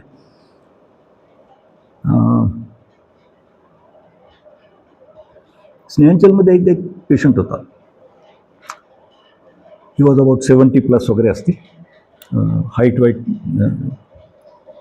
5.5 पावणे 6 फीट हाईट होती. 2 मुलं, 1 मुलगी, बायको. ते स्नेहांचलमध्ये असताना एक दिवशी दुपारी आम्ही लोक, मी आणि माझे एक व्हॉलंटियर कलिग, आम्ही वॉर्डमधून जात असताना ते ग्रस्त उठायचा प्रयत्न करत होते आणि त्यांची हाईट वेगळी असल्यामुळे त्यांची बायको बरोबर होती, पण शी कुड नॉट सपोर्ट अलोन. तर आम्ही जात असताना आम्ही मदत केली. ते अंथरुणावरून उठले, वॉशरूमला गेले. ते गेल्यावर मी त्या बाईंना सहज असं विचारलं की कशा आहेत. म्हणजे बाकीचं सगळं ठीक दिसतंय मला, पण आमचा जो मोठा मुलगा आहे तो वडिलांना भेटायला येत नाही इथे, त्याच्यामुळे बेचैनी आहे असं दिसतं. मी हे सगळं बोलण्यापर्यंत ते ग्रस्त वॉशरूममधून वापस आले. ते आले तर त्यांना पुन्हा हात दिला, त्या अंथरुणावर आडवे झाले. मी आपलं सहज त्यांना विचारलं कशा आहात. त्यांनी असं पाहिलं, म्हणजे कशा असणार, ज्याचा पोटचा पोरगा त्याला काही विचारत नाही कसं असणार. म्हटलं म्हणून तुम्ही परेशान आहात. तर हे कुठे काउंटर क्वेश्चन. तुम्ही माझ्या जागी असती तर नसते झाले परेशान. खरी गोष्ट आहे. किती दिवस झाले तुम्ही इथे आहात. 7-8 दिवस झाले. कसं आहे इथे. अरे खूपच छान. स्नेहांचलमध्ये लोक खूप छान सेवा करतात. अमकं माझा तर विश्वासच नव्हता आजपर्यंत की आजच्या जगात असंही कोणी काम करतं निस्वार्थपणे. खूप छान सेवा करतं. म्हटलं आता थोड्या वेळापूर्वी 2-3 मिनिटापूर्वी तुम्हाला उठता नव्हतं येत, आम्ही लोकांनी तुमची मदत केली. आम्ही तुमचं कोण लागतो पाहायला लागले माझ्याकडे. म्हटलं मी विचार करत होतो की आता अजून 2 मिनिटापूर्वी तुम्ही मला सांगितलं की स्नेहांचलमधले लोक तुमची खूप छान सेवा करतात, ते तुमचे कोण लागतात. त्यांना काही देता का तुम्ही. ते काही बोलले नाही, शांत राहिले. मुलगाला एवढं बोलेपर्यंत आमची स्टाफ नर्स आली. तिला काहीतरी औषध द्यायचं होतं, काय होतं, हा विषय तिथे सुटला. मी चालला गेलो. नेक्स्ट डे मॉर्निंग त्या बाई मला कॉरिडॉरमध्ये सकाळी क्रॉस झाला. नमस्कार चमत्कार झाला. त्यांनी मला हात दिला. थांबा, काल तुम्ही बोलल्यापासून ते एकदम शांत आहे. रात्री मागच्या 8 दिवसात पहिल्यांदा रात्री ते शांत झोपले आणि रात्री 10-10:15 औषध घेऊन झोपले तर सकाळी 6:30 उठले. आणि the person died may be next day.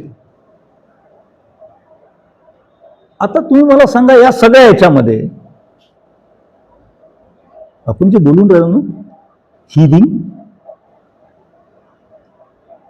मी त्यांच्याशी बोलताना एक असं वाक्य वापरलं होतं की कोणाला जन्म दिला म्हणून आपला काय त्याच्यावर हक्क होतो का. त्या माणसाला कदाचित आपल्याला, म्हणजे त्यांनी काही सांगितलं नाही, आपल्याला कळायला मार्ग नाही, पण कदाचित हे वाक्य ही मस्ट हॅव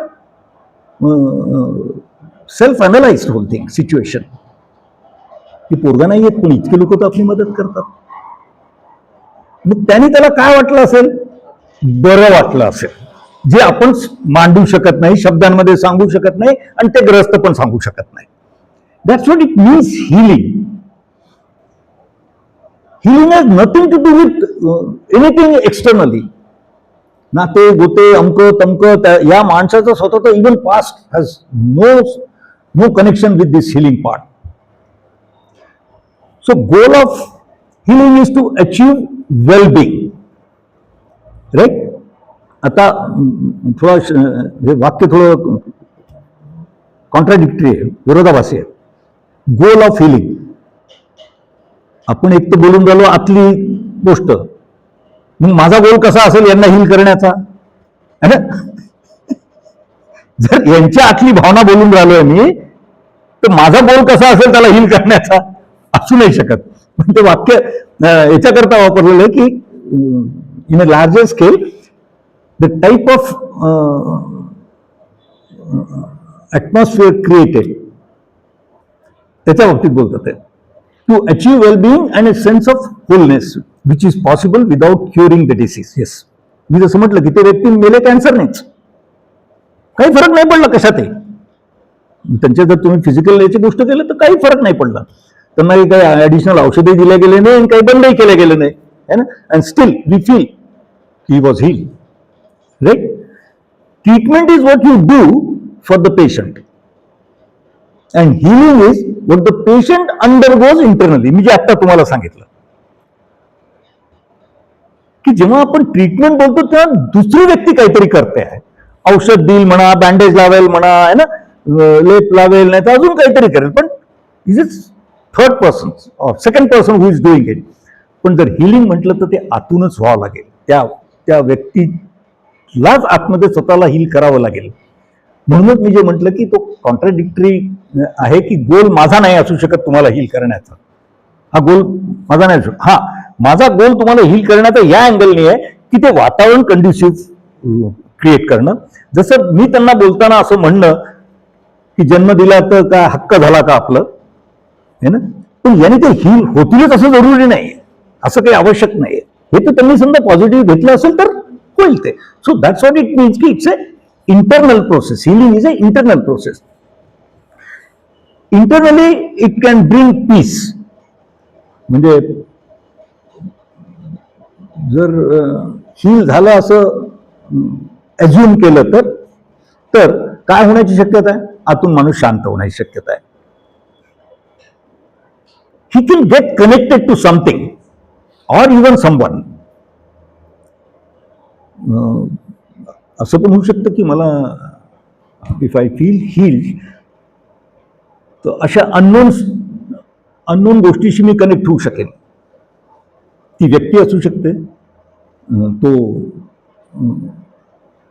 देवासारखा कन्सेप्ट, संकल्पना असू शकेल, right. It can mean many things to mean within. म्हणजे काय की अरे आत्तापर्यंत देवाने सगळं तर दिलं आपल्याला, तर अजून काय पाहिजे. This is a meaning I have. That can happen. जसं मी तुम्हाला त्या पेशंटची केस सांगितली, या व्यक्तीला आतमध्ये असं वाटण्याची शक्यता आहे, ही माईट मीन की अरे तो यांचं म्हणणं बरोबर आहे, तू नाही आला तर नाही आला, पण तू पोरगा येतोय, पोरगी आहे, बायको बरोबर आहे, इतके लोक सगळं माझ्याकरता करतात आहेत, है ना. So that can mean something inside.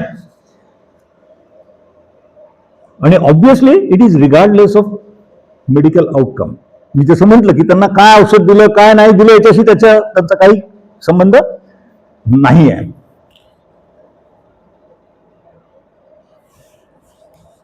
Now let's move to cycle of palliative care. म्हणजे काय की आपण जे सुरुवातीला बोललो की पॅलेटिव्ह केअर सगळ्यांना ऍप्लिकेबल आहे असं म्हटलं आपण. पण when we talk about cycle, खरं तर हे सायकल शब्द काही खूप अप्रोप्रिएट असं मला वाटत नाही. It can be described as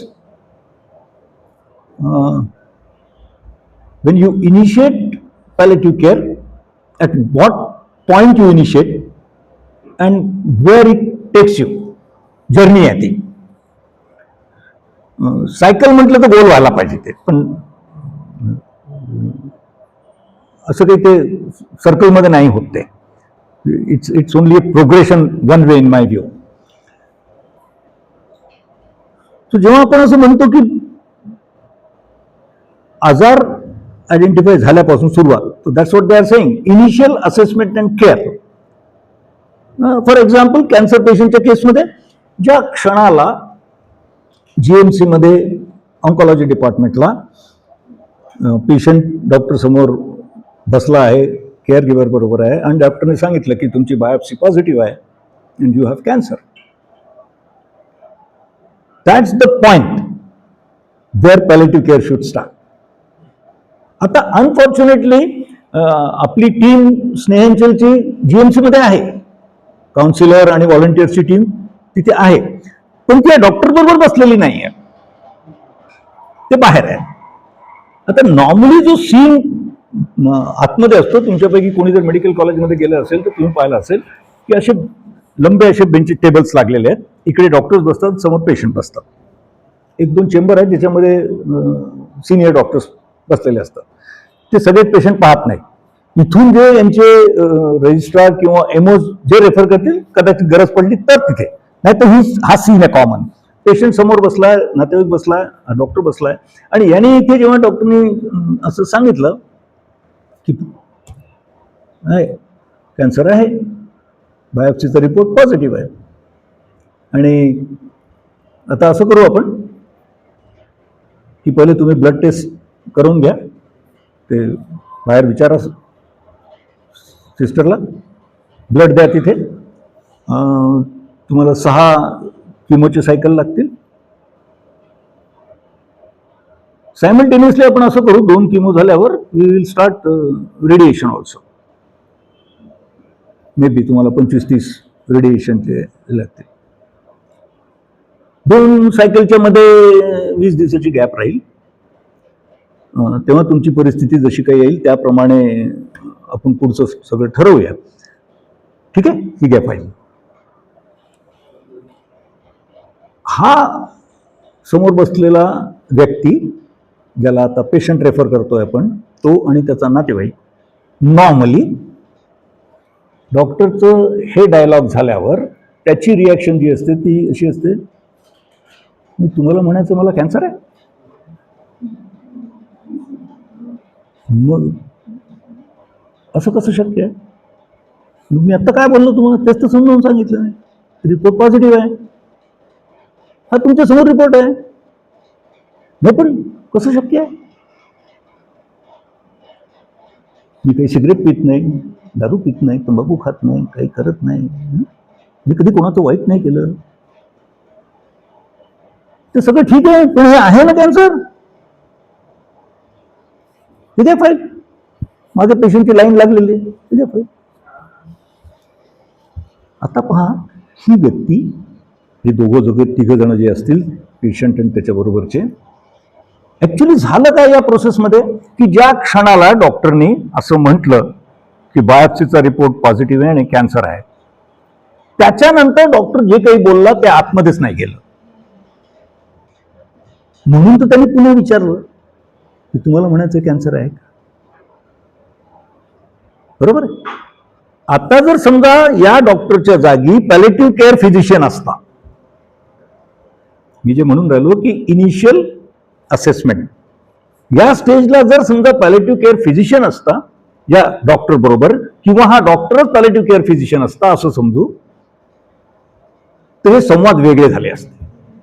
आणि ते संवाद प्रॉबेबली काय झाले असते की डॉक्टरने रिपोर्ट पाहिल्यावर त्यांच्याकडे पाहिलं असतं, रिपोर्ट आला आहे, आय एम सॉरी पॉझिटिव्ह आहे,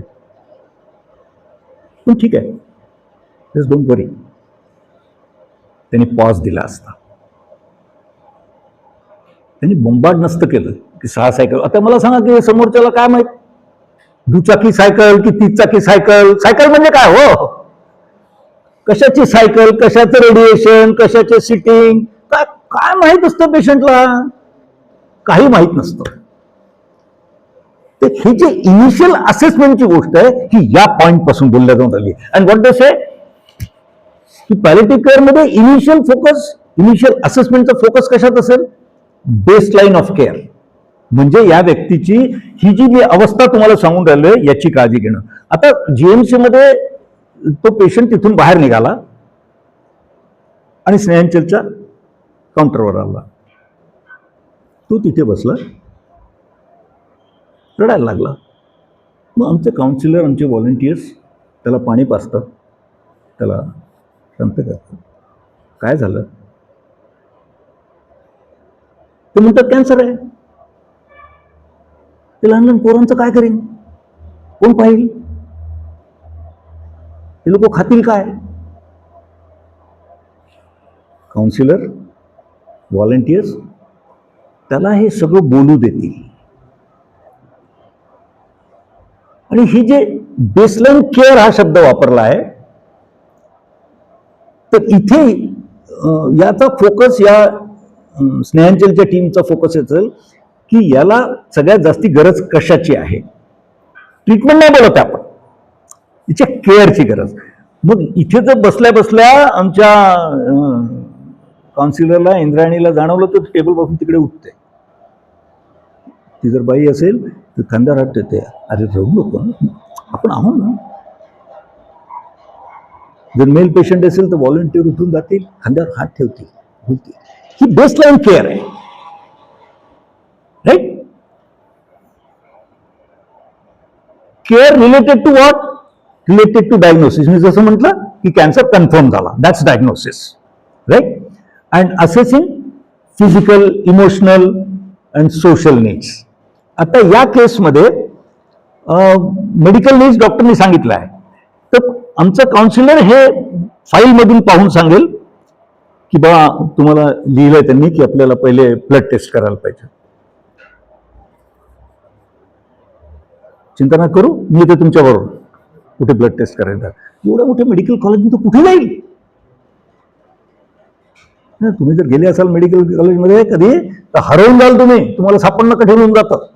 इकडनं गेलो का तिकडनं गेलो कळतच नाही, भुलभुलैयासारखं होऊन जातं, है ना. तर ही जी आपण बोलून राहिलो की या पॅलेटिव्ह केअर मधले लोक जे काम करतील ते हे आयडेंटिफाय करण्याचा प्रयत्न करेल. एखादा शिकलेला माणूस असतो, त्याला याची गरज नाही पडणार. त्याला वाचता येते, तो मेडिकल कॉलेजमध्ये गेलेला आहे किंवा आलेला आहे, त्याला माहिती आहे की पॅथॉलॉजी लॅब कुठे आहे, ब्लड टेस्टला ब्लड कुठे द्यायला जायचं. सो म्हणून म्हटलं की बेसलाईन नीड काय आहे त्याची ती आयडेंटिफाय करणं हे पॅलेटिव्ह केअरचा फोकस आहे त्याच्यामधलं. मग ऑब्जेक्टिव्ह काय असेल या टीमचा असा जर विचार केला इनिशियल असेसमेंटमध्ये, to create a personalise care plan. म्हणजे या व्यक्तीला पर्सनली कशा कशाची गरज पडणार आहे ती लिस्ट करणं. हे जरी आपण असं बोलत असलो तरी प्रत्येक वेळेला असं कागदावर लिहून ते नाही केलं जाणार. अनुभवाने हळूहळू, जसे आता आमची टीम तिथे मागच्या 12-14 वर्षापासून आहे, सो ऑब्व्हियसली अनुभवात्मक सगळं माहीत असतं. मी जे म्हणून राहिलो कागदावर प्रत्येक वेळेस लिहायची गरज त्यांना पडणार नाही त्याची. त्यांना एक अजून लक्षात घ्यायची गरज असते आणि ती म्हणजे सिम्पटम कंट्रोल. त्याला जो काही फिजिकली जे काही त्याला डिस्कम्फर्ट आहे, त्रास होतोय, त्याच्याकडे पण लक्ष द्यायची गरज असेल. मग जेव्हा ही गरज स्नेहांचलचे काउन्सिलर्स आणि हे आयडेंटिफाय करतील, ते काय म्हणतील, मावशी इथे काळजी नका करू, काही होत नाही, स्नेहांचलमध्ये आपल्याला करता येईल ते, तिथे सिम्पटम मॅनेज करता येतील तिला, राईट. तिसरा मुद्दा जो आहे आपला रिहॅब मधला आहे, तो intervention start to optimise physical and psychological health before active treatment. हे सगळं ट्रीटमेंट सुरू व्हायच्या आधीच आहे. म्हणजेच काय आलं, मानसिक तयारी पण आली. याच्यामध्ये इट इन्क्लूड्स की त्या फॅमिलीला, त्या पेशंटला त्याच्या डायटरी नीड्स पण सांगता आल्या पाहिजे. काय खायला पाहिजे, आयर्न रिच पाहिजे, प्रोटीन रिच डाएट असायला पाहिजे. मग प्रोटीन कशातनं मिळू शकतं, है ना, हे कमीत कमी खर्चात कसं करता येईल. नुसतं रोजच्या जेवणाच्या मेन्यूमध्ये थोडासा चेंज केल्याने या पेशंटला प्रोटीन जास्ती कसे मिळू शकतील, हे सगळं ते इनिशियल स्टेजमध्येच व्हायला पाहिजे. So the first stage is initial assessment and care. The second stage is active palliative care during treatment. म्हणजे ती किमोथेरपी सुरू झाली समजा किंवा रेडिएशन सुरू केलं. मी बोलताना मॅक्सिमम उदाहरणं तुम्हाला कॅन्सर पेशंटचे देऊन राहिलो, कारण आमचं एक्सपोजर सगळं कॅन्सरमध्ये म्हणून. पण हे सगळं कुठल्याही एलिमेंटला ऍप्लिकेबल आहे, एवढं फक्त लक्षात ठेवा. When we talk about palliative care, it's not only for cancer patient. आम्ही बोलताना कॅन्सर बोलतो कारण आम्हाला त्याचा अनुभव आहे, म्हणून आम्ही ते रेफर करतोय. अदरवाईज सगळ्या गोष्टींमध्ये हे यातनं थोड्याफार कमी जास्त प्रमाणात सायकलची जे प्रोग्नोसिस आहे हे असंच असणार आहे. So managing symptoms such as pain, nausea. Active ट्रीटमेंटच्या वेळेस कॅन्सरच्या केसमध्ये हे फिजिकल पेन जे असते ते इतकं ऍक्यूट असतं की नॉर्मल पेन किलर्सनी मॅनेज नाही होत.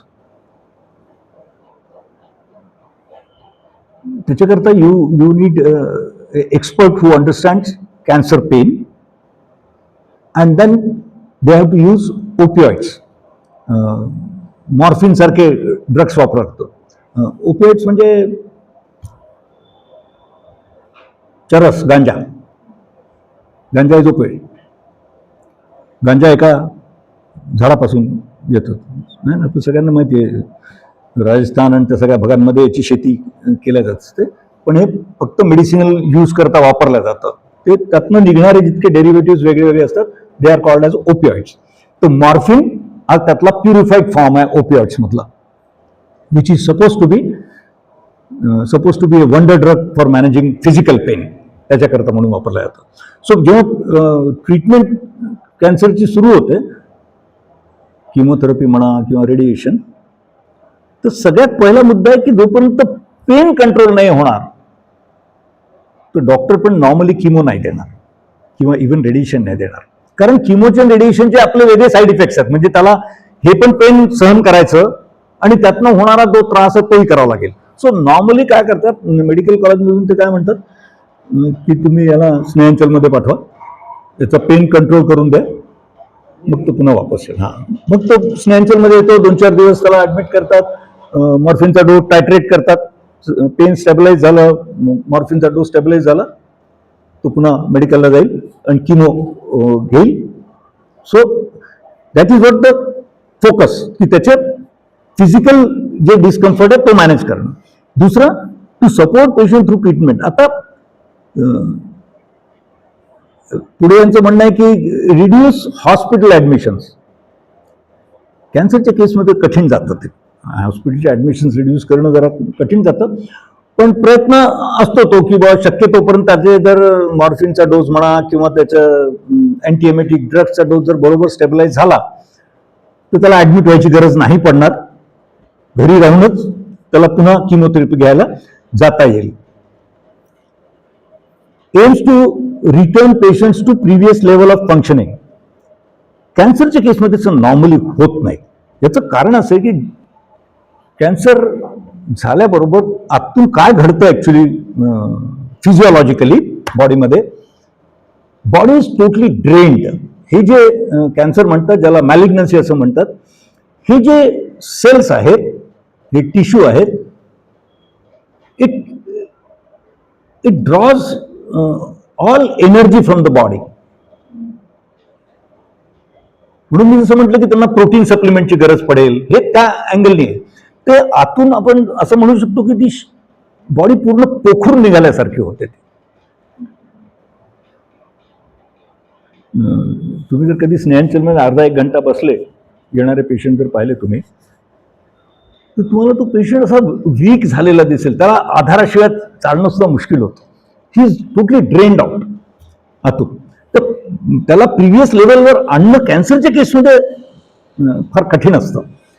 येस, बाकीच्या एलिमेंटमध्ये ही पॉसिबिलिटी आहे की if he is taking active treatment, तर ही पॉसिबिलिटी आहे की तो थोडं बहुत त्याचे फंक्शन्स नॉर्मल होऊ शकतील.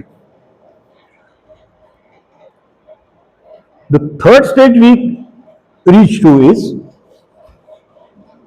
Advance palliative care. This is जसं जसं पुढे जायला लागतं, अवस्था जास्ती खराब होतं, तिथे पॅलेटिव्ह केअरचे जे काय म्हणतो आपण the means we use, they are still more than what we have used previously.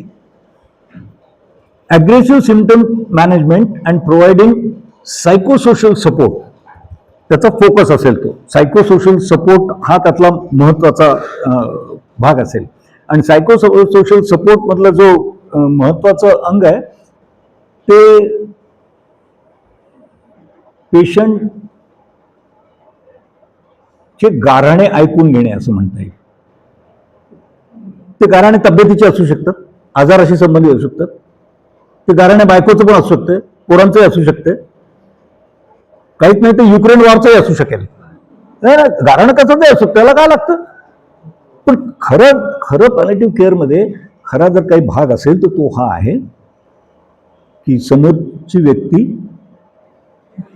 जे काही बोलेल, एक तर तिला बोलायला एनकरेज करणं हा भाग आहे. हे जे म्हणतात की ऍडव्हान्स पॅलेटिव्ह केअर हा त्यातला भाग आहे की त्याच्या मनात जे काही असेल ते त्यांनी शेअर करावं. आणि तो जे काही शेअर करतो, असं समजू आपण की तो 1000 वाक्य बोलला, तर आमच्या काउन्सिलरच्या दृष्टीने आणि पॅलेटिव्ह केअरच्या ऑब्जेक्टिव्हच्या दृष्टीने त्यातले कदाचित 4च वाक्य कामाचे असतील, बाकीचे 96,000 सगळे बिनकामाचे. पण हे 4 कळायकरता ते 1000 वाक्य ऐकावे लागतात. त्याच्याशिवाय तुम्हाला 4 वाक्य नाही सापडणार. आणि या 4 वाक्यातनं या काउन्सिलरला किंवा सायकोलॉजिस्टला किंवा जो कोणी पॅलेटिव्ह केअर त्याच्याबरोबर मेंबर डील करतोय त्याला हे कळणार नाही की याचे खरा प्रॉब्लेम काय आहे. मी जरी हे बोलत असलो, म्हणजे एक पेशंट म्हणून मी जर असं म्हणत असेल की ती बायको ऐकत नाही, बायकोने अमकं केलं, खायला जबरदस्ती करते, हे जरी मी सगळं सांगत असलो तरी हे सांगण्याच्या मागे काहीतरी वेगळं असतं. आणि ते मला समजण्याकरता as a counsellor I need to listen that person. So when we talk about advance palliative care, that's what it means की तुम्हाला जास्ती वेळ त्याच्याबरोबर देता आला पाहिजे.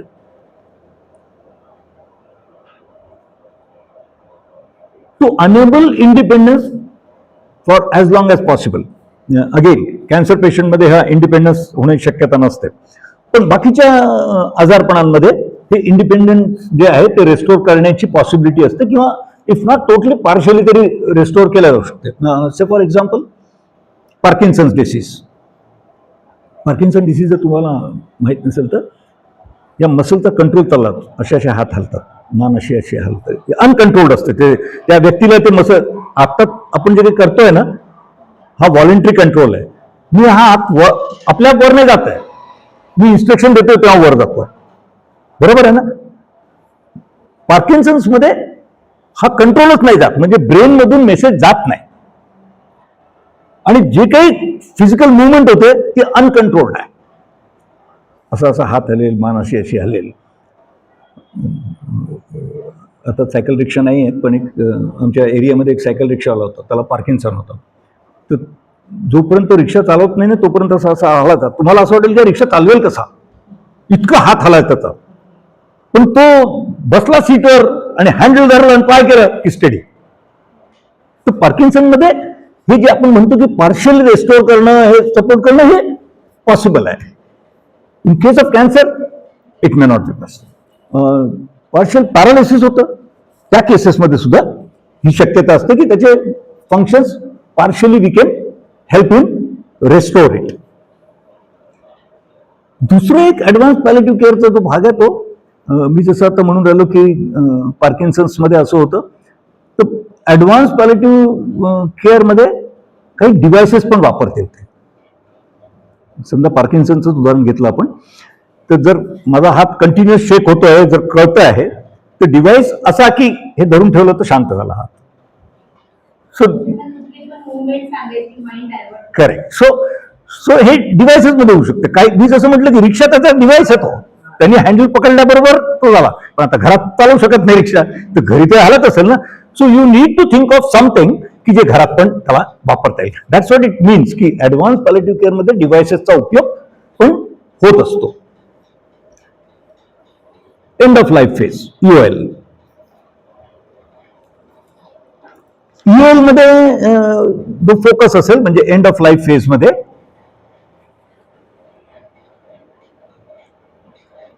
End of life phase palliative care जे डिफाईन करतं त्यांचं म्हणणं असं आहे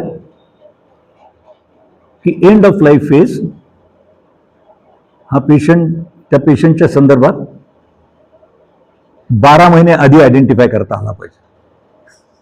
12 महिने म्हणजे वर्ष आधी. Very difficult. Unless palliative care मध्ये खरंच एक्सपर्ट काम करणारे असल्याशिवाय इट्स व्हेरी डिफिकल्ट. पण मग एकदा जर EOL आपण मार्क केलं तर काय, that's what they are talking about, ensuring comfort. सगळ्या प्रकाराने तो माणूस कम्फर्टेबल झाला पाहिजे, हा त्यातला एक भाग. Dignity, very difficult to define dignity, असं नाही करतायत. प्रत्येकाकरता डिग्निटीची डेफिनेशन ही वेगळी असते, पर्सनलाइज गोष्ट आहे माझ्या हिशोबाने. पीस, त्याला शांत वाटणं. आणि when we talk about peace is obviously internal, आतल्या पीसच्या बाबतीत आपण रेफर करून राहिलोय. एंड ऑफ लाईफ फेजमध्ये पेन मॅनेज करता, physical pain, they are talking about physical pain, तो मॅनेज करता आला पाहिजे किंवा कंट्रोल करायला पाहिजे. Emotional and spiritual support available त्याला. मी जसं आत्ता थोड्या वेळ म्हटलं की तो काही जे बोलतोय ते ऐकून घ्यायला पाहिजे. तुम्ही एक UALचा पेशंट घरी असेल समजा, मी जसं माझ्या भावाच्या केसमध्ये तुम्हाला सांगत होतो, घरी होता तो, तिथे पॅलिएटिव्ह केअरची कोणी टीम अवेलेबल नव्हती. मग जर त्याला इमोशनली कम्फर्टेबल करायचं आपण बोलत असू किंवा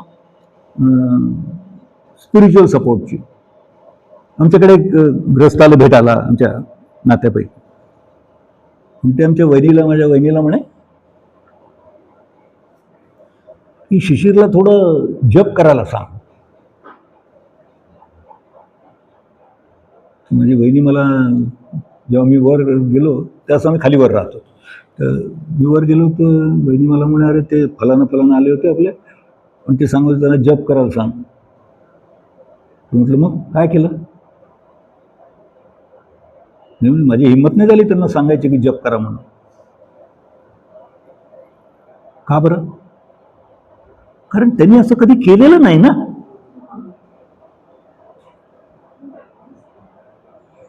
मी जेव्हा इमोशनल किंवा स्पिरिच्युअल सपोर्ट आपण बोलतो तेव्हा 1-2 दिवसानंतरची गोष्ट, मी त्याच्याबरोबर बसलो असताना काहीतरी निघालं त्याच्या कानावर, माहित नाही कुठून पडलं, त्याला कळलं की त्या व्यक्तीने असं म्हटलेलं. म्हणजे भावाने मला काय म्हटलं, अरे तो नव्हता का, तो असं म्हणे जप कर. 75 वर्ष कधी जप नाही केला म्हणे, तर काय जप करणारे मरायच्या वेळेस काय शक्य आहे? मी जे काही तुम्हाला सांगायचा प्रयत्न करतो हे प्रत्येकाकरता वेगळं आहे. आणि let me tell you one thing, मी जेव्हा माझ्या भावाच्या बाबतीत सांगतोय, जितके काही डेथ्स मी पाहिल्या स्नेहांचलमध्ये किंवा बाहेर, माझ्या भावाची death was one of the most peaceful deaths. आणि तरी सुद्धा तो म्हणतो मी जप नाही. हे जे आपण बोलून प्रत्येकाकरता वेगळं असेल हे. आणि ती एंड ऑफ लाईफ केअरमध्ये ती गरज आयडेंटिफाय करता आली पाहिजे. मुळात काय, आता समजा माझ्यासारख्या माणसाने हा जर अहंकार ठेवला असता की मी तर स्नेहांचल 20 वर्ष अहंकार होतो, मला कळते है ना, तुम्ही माझ्या भावाला आधीच पोचवला असता. हे ठेवून नाही चालत. मला काय कळतं, मी काय पाहिलंय, माझा काय अनुभव आहे, याच्याशी त्या समोरच्या गरजेचा काहीही संबंध नाहीये, त्या सपोर्टचा पण संबंध नाही. मला वाटणं आणि त्याची गरज यात खूप तफावत असते नॉर्मली. म्हणूनच गैरसमज निर्माण होता. So when we talk about end of life phase, ती इमोशनल गरज त्याची नात होती, 6 वर्षाची 7 वर्षाची नात होती.